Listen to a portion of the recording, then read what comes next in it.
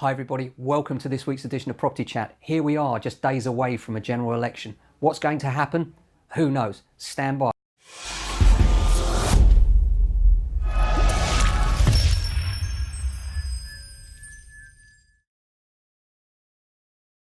Hi everybody, welcome back. Well, we're just days away from the general election now, and what's going to happen?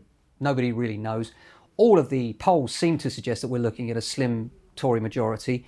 If that happens, I think we're looking at a property market bounce. I suspect the property market at the moment is still really reeling from a lack of confidence.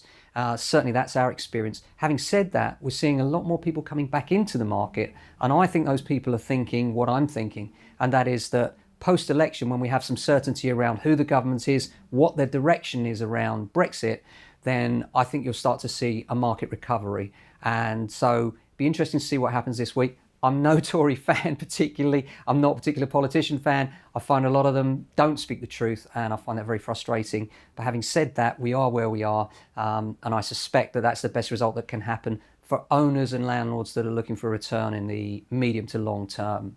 On to other matters. Mortgage prisoners are in the news this week.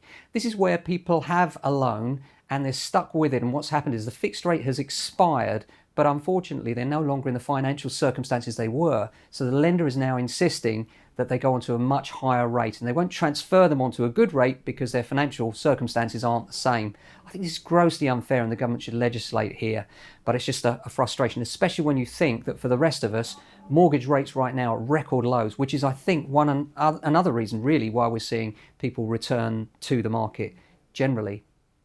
Now on to other things. Little handy hint for you this week, something that we use regularly here at James Alexander for our vacant properties. So if you're a landlord or you've got a vacant property and you're a vendor, maybe selling, something that's worth using is this.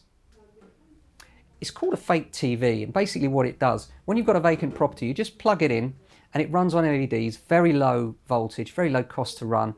When it senses darkness, it pops up and starts flickering as though a TV's on in whatever room you've got it on. And from the outside looking into that window, it looks like you've got someone in there with a TV, and it stops squatters, things like that. We've certainly found it invaluable. Works on all of our properties anyway.